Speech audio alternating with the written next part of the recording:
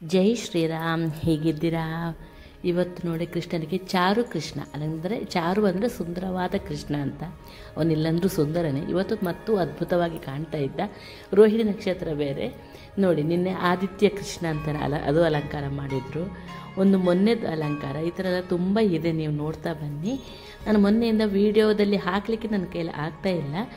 ಆನಂತರ ನಮ್ಮದೊಂದು ಮನೆ ಒಕ್ಕಲಾಯಿತು ಬೇರೆ ಕಡೆ, ನಮ್ಮ ಉಡುಪಿಯಲ್ಲೆಲ್ಲ. ಅದರದ್ದು ಕೆಲವು ಕ್ಲಿಪ್ಪಿಂಗ್ಸನ್ನು ಹಾಕ್ತಾಯಿದ್ದೀನಿ. ನಾವು ಬಾಡಿಗೆ ಕೊಡುವ ಪರ್ಪಸ್ಗೋಸ್ಕರನೇ ಮಾಡಿರುವಂಥದ್ದು. ಪ್ರೈವೇಟ್ ಕಂಪ್ನಿಯಲ್ಲಿದ್ದ ಕಾರಣ ನಮಗೆ ಜಾಸ್ತಿ ಎಲ್ಲ ಪೆನ್ಷನ್ ಎಲ್ಲ ಬರಲ್ಲ. ಆದ ಕಾರಣ ಸ್ವಲ್ಪ ವೃದ್ಧಾಪ್ಯದಲ್ಲಿ ಏನಾದರೂ ಒಂದು ದುಡ್ಡಿನ ದಾರಿ ಬೇಕಲ್ವ, ಅದಕ್ಕೋಸ್ಕರನೇ ಮಾಡಿರುವಂಥದ್ದು. ಈ ಮನೆಗಳನ್ನೆಲ್ಲ ನೋಡ್ಬೋದು. ಅಲ್ಲಿ ಮನೆ ಒಕ್ಕಲಾಯಿತು, ನಾವೆಲ್ಲ ಹೋಗಿದ್ವಿ ಅಲ್ಲಿಗೆ. ಆವತ್ತು ಹುಣ್ಣಿಮೆ ಆದ ಕಾರಣ ಸುಂದರವಾದ ದೃಶ್ಯ ಇತ್ತು, ನೀವೆಲ್ಲ ನೋಡ್ಕೋತಾ ಬನ್ನಿ. ಇದು ಇಟ್ಟಿಗೆಯಿಂದ ಮಾಡಿರುವಂಥ ಮನೆ, ಇಂಟರ್ಲಾಕ್ ಥರ ಇಟ್ಟಿಗೆ. ಇದು ಒಂದೊಂದು ಅಂಟ್ಕೊಂಡು ಕೂತ್ಕೊಳ್ಳುತ್ತೆ. ನಾನು ಆಮೇಲೆ ತೋರಿಸ್ತೀನಿ. ಈಗ ಫೋಟೋದ ಜೊತೆಗೆ ಆಮೇಲೆ ನೋಡಿ ಮಾರನೇ ದಿವಸದ್ದು ತುಳಸಿ ಪೂಜೆ, ದ್ವಾರ ಪೂಜೆ, ಈ ಫೋಟೋನೆಲ್ಲ ನೋಡ್ಕೋತಾ ಬನ್ನಿ. ವಾಸ್ತು ಹೋಮ, ವಾಸ್ತು ಬಲಿ, ನೆಕ್ಸ್ಟು ಸುದರ್ಶನ ಹೋಮ, ರಕ್ಷೋಘ್ನ ಹೋಮ, ಆನಂತರ ಅಘೋರ ಹೋಮ ಇದೆಲ್ಲ ಮಾಡಿದರು. ಕೊನೆಗೆ ಗಣ ಹೋಮ. ಆಮೇಲೆ ಹಾಲು ಉಕ್ಕಿಸೋದು ನನ್ನ ಮನೆಯ ಇದ್ದಿಲೇ ಎತ್ಕೊಂಡು ಹೋಗಿದ್ದೆ ಅಲ್ಲಿಗೆ, ನೋಡ್ಬೋದು. ಆಮೇಲೆ ಕೊನೆಯದು ದಾನ ಪ್ರಕ್ರಿಯೆ ಇದೆಲ್ಲ. ಇದು ನಮ್ಮ ಅಪ್ಪ, ಇದು ಅಪ್ಪ ಅಮ್ಮ ಅಲ್ಲಿ ಕಾಣ್ಬೋದು ನೀವು ಫೋಟೋದಲ್ಲಿ. ನನ್ನ ತಮ್ಮನ ಮಗ. ಜಾಸ್ತಿ ಜನರ ನಾವು ಇನ್ವೈಟ್ ಮಾಡದ ಕಾರಣ ನೋಡಿ ಮನೆ ಒಕ್ಕಲಿದೆಲ್ಲ ಕೆಲವು ಸ್ನ್ಯಾಪ್ಸ್ ಎಲ್ಲ ನೋಡ್ಕೊಂಡು ಬನ್ನಿ. ಆಮೇಲೆ ಹೇಗೆ ಪೂಜೆ ಆಯಿತು, ತುಂಬ ಚೆಂದಾಗಿ ಆಯಿತು. ನೋಡ್ತಾ ಬನ್ನಿ ಅದನ್ನೆಲ್ಲ. ಅಲ್ಲಿ ಕೆಲಸದವರಿಬ್ಬರಿದ್ದರು, ಅವ್ರದ್ದು ಜೊತೆ ಫೋಟೋ ತಗೊಂಡು ನೀವು ಕಾಣ್ಬೋದು. ಅಪ್ಪ ಮತ್ತು ಅಣ್ಣ ಮತ್ತು ರಿಕ್ಷಾದವರೆಲ್ಲ ನೋಡ್ಬೋದು. ಎಲ್ಲ ನೋಡ್ಕೊಂಡು ಬನ್ನಿ. ಕಂಪ್ಲೀಟ್ ಆಗಿಲ್ಲ ಇನ್ನು ಮನೆ. ನನ್ನ ಅಮ್ಮನ ಜೊತೆ ಫೋಟೋ, ತಮ್ಮನ ಹೆಂಡತಿ ಜೊತೆ ಫೋಟೋ, ಎಲ್ಲ ಒಂದೊಂದು ಫೋಟೋ ಆಗಿತ್ತು ನಮ್ಮದು ಸೆಲ್ಫಿ, ನೋಡ್ಬೋದು. ಈಗ ಹೋಮ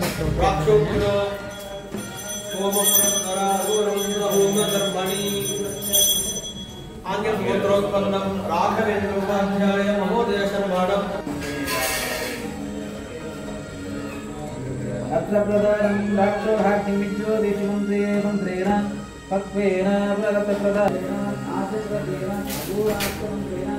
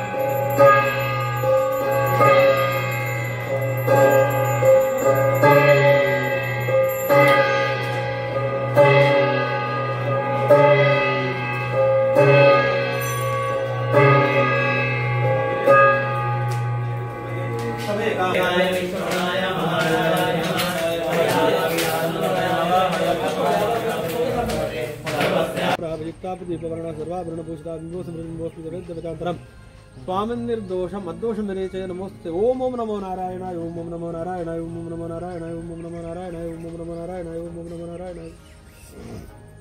ओम ओम नमो नारायणाय, ओम नारायणाय विद्महे वासुदेवाय धीमहि तन्नो विष्णु। मुझ सर नीर बदला नारायणाग्महे वासुदेवादिमहे तन्नो विष्णु प्रचोदयात् नारायणाग्महे वासुदेवादिमहे तन्नो विष्णु प्रचोदयात् नारायणाग्महे वासुदेवादिमहे तन्नो विष्णु प्रचोदयात् महाविष्णवे नमः ध्यान आवाहनादि अक्षन्तरे ಮಾಡಲಿ सर्वोपचारान् समर्पयामि महालक्ष्मीपूर्ण सन्निधान प्राप्त्यर्थं द्वारमध्ये महालक्ष्मी पूजाख्यं कर्म करिष्ये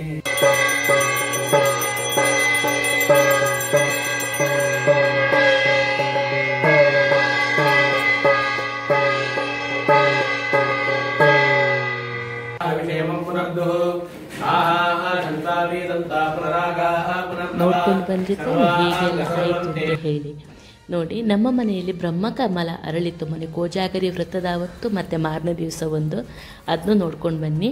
ಈಗ ದ್ವಿದಳ ವ್ರತ ಅಡಿಗೆಯಾದ ಒಂದು ಬನ್ಸ್ ಮಾಡೋಣ. ಇದು ಮೈದಾ ಮತ್ತು ಬಾಳೆಹಣ್ಣಿಂದ ಮಾಡುವಂಥದ್ದು. ಮೈದಾ ಬದಲು ಬೇಕಾದ್ರೆ ನೀವು ಗೋಧಿ ಹಿಟ್ಟನ್ನು ಕೂಡ ಬಳಸ್ಕೋಬೋದು. ನಾನು ಮೈದಾನೇ ಹಾಕಿ ಮಾಡಿದ್ದೆ ನೋಡಿ. 5 ಬಾಳೆಹಣ್ಣಿಂದ ನೋಡಿ ನನಗೆ ಎಷ್ಟೊಂದು ಬನ್ಸಾಗಿದೆ ನೋಡ್ಬೋದು. 12ರಿಂದ 15 ತನಕ ಆಗಿತ್ತು. ನಮ್ಮ ಮಗ ಮತ್ತು ಹಸ್ಬೆಂಡ್ ತಿನ್ಕೊಂಡು ಹೋದರು. ಆನಂತರ ನಾನು ವಿಡಿಯೋ ರೆಕಾರ್ಡ್ ಮಾಡ್ತಾಯಿದ್ದೀನಿ. ಮೇಯ್ನ್ ಏನು ಗೊತ್ತಾ, ಸೋಡಾ ಹಾಕದೇ ಮಾಡುವಂಥದ್ದು. ಸೋಡಾ ಈ ವ್ರತಕ್ಕೆ ಬರಲ್ಲ. ಅದೇ ಹೇಳಿದ್ದು ನಾನು, ಯಾರ್ಯಾರು ಯಾವ ಕ್ರಮದಲ್ಲಿ ಆಚರಿಸ್ತೀರೋ ಆ ಥರ ಮಾಡ್ಕೋತಾ ಬನ್ನಿ. ಫಸ್ಟ್ ನೋಡಿ, ಇದಕ್ಕೆ ಪಚ್ಚಬಾಳೆನೇ ಬೇಕು. ನಾವು ಒಂದು ಪಚ್ಚಬಾಳೆ ಒಂದು 5 ಮಿಕ್ಸಿಗೆ ಹಾಕ್ಕೊಂಡು ನಾನು ರುಬ್ಕೊಂಡೆ. ಕೆಲವು ತುಂಬ ಹಣ್ಣಾಗಿದ್ದರೆ ಕೈಯಲ್ಲೇ ನಾವು ಸ್ಮ್ಯಾಶ್ ಮಾಡ್ಕೋಬೋದು. ಇದನ್ನ ಸ್ವಲ್ಪ ಗಟ್ಟಿ ಇದ್ದಾದ ಕಾರಣ ನಾನು ಮಿಕ್ಸಿಗೆ ಹಾಕ್ಕೊಂಡೆ. ಎಲ್ಲನೂ ಮಿಕ್ಸಿಗೆ ಹಾಕೊಂಡ ನಂತರ 1 ಬಾಳೆಹಣ್ಣಿಗೆ 2 ಚಮಚೆಯಷ್ಟು ಸಕ್ಕರೆ, ಚಿಕ್ಕ ಚಮಚೆ ಇದೆ ಆ್ಯಕ್ಚುಲಿ, 10 ಚಮಚೆ ಸಕ್ಕರೆ ಹಾಕ್ಕೊಂಡು 1 ಚಿಟಿಕೆ ಉಪ್ಪು ನೋಡಿ ಎಲ್ಲ ಹಾಕ್ಕೊಂಡು ರುಬ್ಕೊಳ್ಳಿ ಅದನ್ನ. ಆಮೇಲೆ ಒಂದು 3 ಚಮಚೆಯಷ್ಟಾದರೂ ಜೀರಿಗೆ ಬೇಕು. ಜೀರಿಗೆ ಅದು ಹಾಕಿದಷ್ಟು ತುಂಬ ಚೆನ್ನಾಗಾಗತ್ತೆ. ಇನ್ನು ಮಿಕ್ಸಿಗೆ ಹಾಕಿ ನುಣ್ಣಗೆ ರುಬ್ಕೊಳ್ಳಿ. ಆನಂತರ ಅದಕ್ಕೆ ಎಷ್ಟು ಹಿಡಿಸ್ತೋ ಅಷ್ಟು ಮೈದಾ ಹಿಟ್ಟನ್ನು ಹಾಕಿ ಕಲಿಸ್ಬೇಕು. ಇದು ಮುಂಚಿನ ಅವತ್ತು ಮಾಡಿಟ್ರೆ, ಒಂದು 6-7 ಗಂಟೆ ಮುಂಚೆನೇ ಮಾಡಿಟ್ರೆ ತುಂಬ ಚೆನ್ನಾಗಿ ನೆನೆಯುತ್ತೆ. ಆವಾಗ ಸೋಡಾದ ಅವಶ್ಯಕತೆ ಬೀಳಲ್ಲ. 4-5 ಗಂಟೆ ಮೇಲೆ ನೆನೆಸಿಟ್ಟ ಕಾರಣ ನಾನು ಹುಳಿ ಮೊಸರು ಕೂಡ ಹಾಕ್ಕೊಂಡಿರಲಿಲ್ಲ. ಅದರ ಪಾಡಿಗೆ ಅದು ಹುಳಿ ಬರುತ್ತೆ ಅಂದ್ಬಿಟ್ಟು ಹುಳಿ ಬಂತು ಕೂಡ ನೋಡಿ. ಆನಂತರ ಅದಕ್ಕೆ ಎಷ್ಟು ಹಿಡಿಸುತ್ತೋ ಅಷ್ಟು ಮೈದಾ ಹಿಟ್ಟು ಹಾಕ್ಕೊಳ್ಳಿ.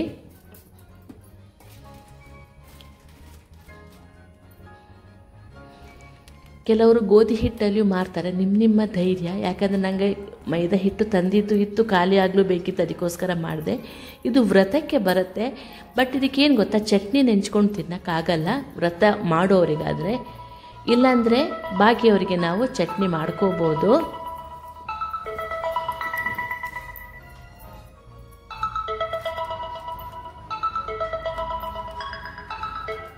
ಎಷ್ಟು ಹಿಡಿಸುತ್ತೋ ಅಷ್ಟು ಹಾಕಿ ನೀವು ಅದಕ್ಕೆ ಮೈದಾ. ಪೂರಿ ಹಿಟ್ಟಿನ ಹದಕ್ಕೆ ಕಲಸಿ. ಆವಾಗ ಏನು ಗೊತ್ತಾ, ಮಾರನೇ ದಿವಸಕ್ಕೆ ಕರೆಕ್ಟ್ ನಿಮಗೆ ಲಟ್ಸಕ್ಕೆ ಬರುತ್ತೆ. ಅದು ಸ್ವಲ್ಪ ಗೋಧಿ ಹಿಟ್ಟು ಅಥವಾ ಮೈದಾ ಹಾಕ್ಕೊಂಡು ಲಟ್ಸ್ಕೊಂಡ್ರು ನಡೆಯುತ್ತೆ. ಎಲ್ಲ ಹಿಟ್ಟು ಕಲಸಿದ ನಂತರ ಸ್ವಲ್ಪ ಅದಕ್ಕೆ ಎಣ್ಣೆ ಹಾಕಿ ಕಲಿಸ್ಕೊಳ್ಳಿ. ಕಲಿಸ್ಕೊಂಡು ಓವರ್ ನೈಟ್ ಇಟ್ಟು ಬಿಡಿ. ನಾನು ಮಲಗಿದಾಗಲೇ 10:30 ಆಗಿತ್ತು ಆವತ್ತು ನೋಡಿ. ಹೀಗೆ ಬಂದರೆ ಸಾಕು ನೋಡಿ. ಅದು ಸ್ವಲ್ಪ ಸ್ಮೂತ್ ಬರುತ್ತೆ ಇನ್ನು. ಮತ್ತು ಇನ್ನೇನು ಮಾಡಬೇಕಾದ್ದಿಲ್ಲ. ಒಂದು ಡಿಫರೆನ್ಸ್ ಇರಲಿ, ಒಂದು ಸ್ವಲ್ಪ ಎಣ್ಣೆದು ಕರೆದಿದ್ದು ತಿನ್ನೋಣ ಅಂತ ಮಾಡಿಬಿಟ್ಟು ಈ ಥರ ಬನ್ಸ್ ಮಾಡಿದ್ದೆ. ಆನಂತರ ನೋಡಿ, ಎಣ್ಣೆ ಹಾಳಾಗಿತ್ತು. ನಾನು ತುಂಬ ಒಂದು ಸಲ ಕಾಯಿಸಿ ಇಟ್ಟಾಗ ನಾನು ಮಾಡಿರುವಂಥದ್ದು. ಒಂದು ಸಲ ಬನ್ಸ್ ಮಾಡಿ ನೋಡಿ ಎಷ್ಟು ಗಲೀಜಿದೆ. ಇದನ್ನ ಸ್ವಲ್ಪ ಕ್ಲೀನ್ ಮಾಡ್ಕೊಳ್ಳೋದು. ಯಾಕೆಂದರೆ ಸೋಸಿದ್ರೂ ಹೋಗೋದಿಲ್ಲ. ನಾವು ಗೋಧಿ ಹಿಟ್ಟು ಹಾಕಿಬಿಟ್ಟಿದ್ದು ಮಾಡಿರ್ತೀವಲ್ವ ಬನ್ಸು, ಅದಕ್ಕೆ ಹೋಗೋದಿಲ್ಲ. ಅದಕ್ಕೇನು ಗೊತ್ತಾ, 1 ಚಮಚೆಯಷ್ಟು ನಾವು ಕಾರ್ನ್ ಫ್ಲೋರ್ನನ್ನು ನೀರಲ್ಲಿ ಕರಗಿಸಿ ನೋಡಿ, ನೀರಲ್ಲಿ ಕರಗಿಸಿ ಆ ಹಿಟ್ಟಿಗೆ ಹಾಕಿ. ಆವಾಗ ಆ ಹಿಟ್ಟು ಆ ಕಸನೆಲ್ಲ ಹಿಡ್ಕೊಂಡ್ಬಿಡುತ್ತೆ ನೋಡಿ, ನಿಮಗೆ ಗೊತ್ತಾಗತ್ತೆ.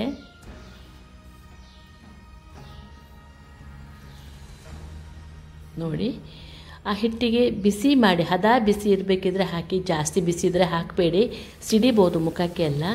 ನೋಡಿ, ಈ ಥರ ಮಾಡಿದರೆ ಆ ಕಸನೆಲ್ಲ ಎತ್ಕೊಂಡ್ಬರುತ್ತೆ ಅದು.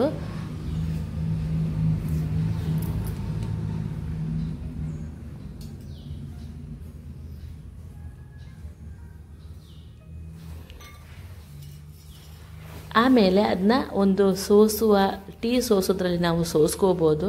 ನೀವು ನೋಡ್ಬೋದು ಎಷ್ಟು ಕಸ ಎತ್ಕೊಂಡು ಬಂದಿರುತ್ತೆ. ನಾನು ಸೋಸಿದ ನಂತರ ನೀವು ನೋಡ್ಬೋದು.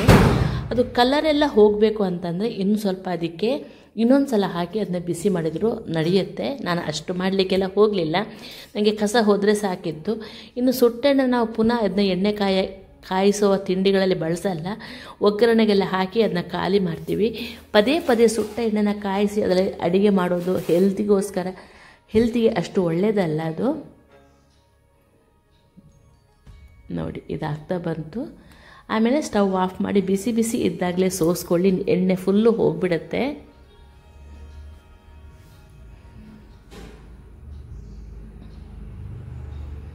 ನೋಡಿ ಆಗ್ತಾ ಬಂದು ಎಷ್ಟು ಕಸ ಹಿಡಿದಿದೆ ಅಂತ ನೀವು ನೋಡಿ ಅಲ್ಲಿ. ಇದು ಒಂದು ಟಿಪ್ಸು, ಹಾಳಾದ ಎಣ್ಣೆನ ಹೇಗೆ ಸರಿ ಮಾಡೋದು ಅಂತ.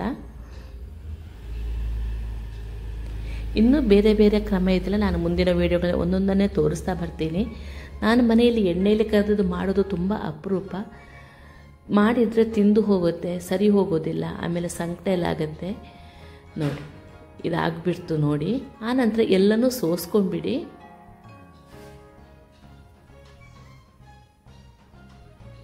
ಕಸ ಎಲ್ಲ ಹೋಗಿದೆ ನೋಡಿದ್ರೆ ನೀವು ಎಷ್ಟು ಕ್ಲೀನ್ ಆಗಿದೆ ಎಣ್ಣೆ ಅಂತ.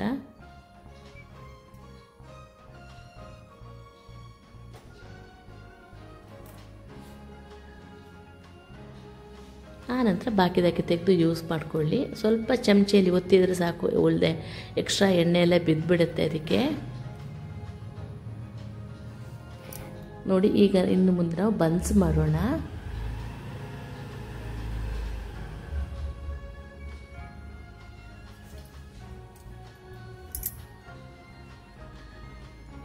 ನೋಡಿ ಈಗ ಬನ್ಸ್ ಮಾಡೋಣ. ನೋಡಿ ಹಿಟ್ಟು ಕಲಸಿದ್ದು ಎಷ್ಟು ಸ್ಮೂತಾಗಿ ಬಂದಿದೆ ಅಂತ ನೋಡ್ಬೋದು. ಮೈದಾ ಹಿಟ್ಟು ಅಥವಾ ಗೋಧಿ ಹಿಟ್ಟು ಅಥವಾ ಎಣ್ಣೆ ಹಾಕ್ಕೊಂಡು ಅದನ್ನ ಲಟ್ಟಿಸ್ಕೊಳ್ಳಿ. ಶೇಪು ಹೇಗೇಗೋ ಬರುತ್ತೆ, ಅದರ ಬಗ್ಗೆ ಜಾಸ್ತಿ ತಲೆ ಕೆಡಿಸ್ಕೊಳ್ಳೋಕ್ಕೆ ಹೋಗಬೇಡಿ. ಮನೆಯವರಿಗೆಲ್ಲ ಸನ್ಫ್ಲವರ್ ಆಯಿಲಲ್ಲಿ ಮಾಡಿಕೊಟ್ಟೆ. ವ್ರತಕ್ಕೆ ಸನ್ಫ್ಲವರ್ ಆಯಿಲ್ ಬರಲ್ಲ, ಆದ ಕಾರಣ ತೆಂಗಿನ ಎಣ್ಣೆಯಲ್ಲಿ ಕಾಯಿಸ್ತಾ ಇದ್ದೀನಿ, ನೀವು ಕಾಣ್ಬೋದು. ಸುಟ್ಟೆಣ್ಣೆ ಉಳಿದ್ರೆ ನನಗೆ ತುಂಬ ರಗಳೆ ಆಗೋದು, ಅದಕ್ಕೆ ನಾನು ಸ್ವಲ್ಪ ಎಣ್ಣೆ ಹಾಕ್ಕೊಂಡು ಮಾಡ್ತಾಯಿದ್ದೀನಿ, ಕಾಣಿ ನೀವು. ನೋಡಿ ಎಣ್ಣೆಗೆ ನಿಧಾನವಾಗಿ ಹಾಕಿ ಆಮೇಲೆ ಹಸಿ ಎಣ್ಣೆ ಇರುತ್ತಲ್ಲ ಅದನ್ನ ಎಣ್ಣೆ ರಟ್ಟಿಸಿ ನೋಡಿ ನಾವು ಪೂರಿ ಕಾಯಿಸ್ತೀವಲ್ಲ ಅದೇ ಥರ ಕಾಯಿಸ್ಕೋತಾ ಬನ್ನಿ. ಆನಂತರ ಸ್ವಲ್ಪ ಒತ್ತಿ ಹಿಡಿದ್ರೆ ಸಾಕು, ಅದು ಉಬ್ಬಿ ಬರುತ್ತೆ. ಪೂರಿ ಮಾಡಿದ ಹಾಗೇ ಇದು ಮಾಡಿದರೆ ಆಯಿತು. ತುಂಬ ದೊಡ್ಡ ಫ್ಲೇಮ್ ಇಟ್ಕೋಬೇಡಿ, ಹಾಕಬೇಕಿದ್ರೆ ಸ್ವಲ್ಪ ದೊಡ್ಡ ಫ್ಲೇಮ್ ಇಟ್ಟು ಹಾಕಿದ ನಂತರ ಮೀಡಿಯಮ್ ಫ್ಲೇಮ್ಗೆ ಇದು ಮಾಡಿಕೊಳ್ಳಿ. ಎರಡೂ ಸೈಡ್ ಬ್ರೌನ್ ಆಗುತ್ತೆ ನಿಮಗೆ, ಆ ಬ್ರೌನ್ ಆಗೋ ತನಕ ಕಾಯಿಸಿ. ನಾವು ಸಕ್ಕರೆ ಹಾಕಿರೋದ್ರಿಂದ ಈಸಿಯಾಗಿ ಬ್ರೌನ್ ಆಗುತ್ತೆ ಇದು.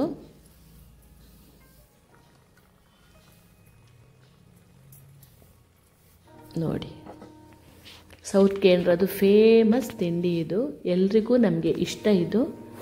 ಇದಕ್ಕೆ ಚಟ್ನಿ ಜೊತೆ ಕೊತ್ತಂಬರಿ ಸೊಪ್ಪು ಕಾಯಿಮೆಣಸು ಹಾಕಿ ಚಟ್ನಿ ಜೊತೆ ಸರ್ವ್ ಮಾಡ್ಬೋದು. ವ್ರತ ಆದ ಕಾರಣ ನಾನು ಅದನ್ನೆಲ್ಲ ಏನೂ ಹಾಕ್ಕೊಂಡಿಲ್ಲ, ಹಾಗೇ ಟೀ ಜೊತೆ ತಿನ್ಕೊಂಡ್ಬಿಟ್ಟೆ. ಬಾಕಿಯವರಿಗೆಲ್ಲ ಚಟ್ನಿ ಮಾಡಿದ್ದನ್ನು, ಚಟ್ನಿನ ಪದೇ ಪದೇ ಏನು ತೋರಿಸೋದನ್ನು ತೋರ್ಸೋಕ್ಕೆ ಬಂದಿಲ್ಲ. ಇದೇ ಥರ ಎಲ್ಲನೂ ಹಾಕ್ಕೊಂಡು ಕರ್ಕೊಳ್ಳಿ, ಕರೆಕ್ಟಾಗಿ ನೋಡ್ಕೊಳ್ಳಿ. ಅಕ್ಕಪಕ್ಕದಿಂದ ಅದರ ಮೇಲೆ ಎಣ್ಣೆ ಬರುವಂಗೆ ಮಾಡಿದ್ರೂ ಆಗುತ್ತೆ, ಅಥವಾ ಮೇಲಿದ ಎಣ್ಣೆನ ಹೊರಗೆ ಮಾಡ್ದಂಗೂ ಆಗುತ್ತೆ. ಪೂರಿ ಥರನೇ ನೀಟಾಗಿ ಉಬ್ಕೊಂಬರುತ್ತೆ. ಹೊಸಬ್ರಿಗೆ ನಾನು ಹೇಳಿರುವಂಥದ್ದು, ಗೊತ್ತಿರೋರಿಗೆ ಈ ಮಾತನ್ನು ನೆಗ್ಲೆಕ್ಟ್ ಮಾಡ್ಕೊಳ್ಳಿ.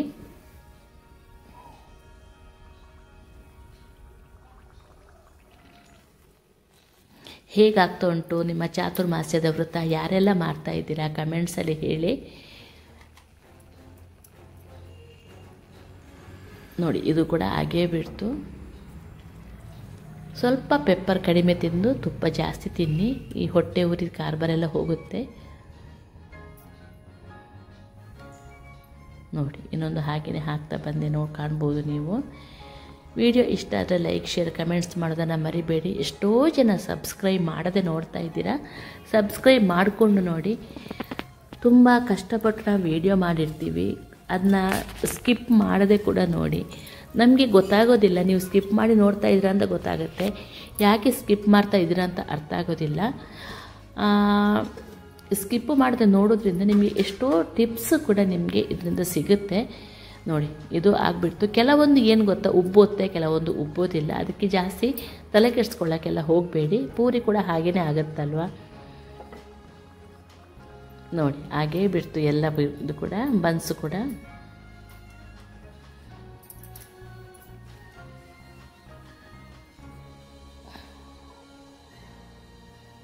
ಆಯಿತು ನೋಡಿ, ಮನೆಯಲ್ಲೂ ಮಾಡಿ ನೋಡಿ. ಈ ವ್ರತಕ್ಕೆ ಇದು ತುಂಬ ಚೆನ್ನಾಗಿ ಬರುತ್ತೆ.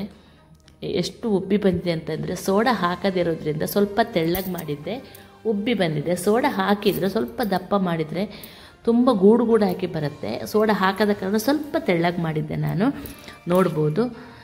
ವಿಡಿಯೋ ಇಷ್ಟ ಆದರೆ ಗೊತ್ತಲ್ಲ, ಲೈಕ್ ಶೇರ್ ಕಮೆಂಟ್ಸ್ ಮಾಡೋದನ್ನು ಮರಿಬೇಡಿ. ಸಬ್ಸ್ಕ್ರೈಬ್ ಮಾಡ್ಕೊಂಡು ನೋಡಿ ಆಯಿತಾ. Thank you.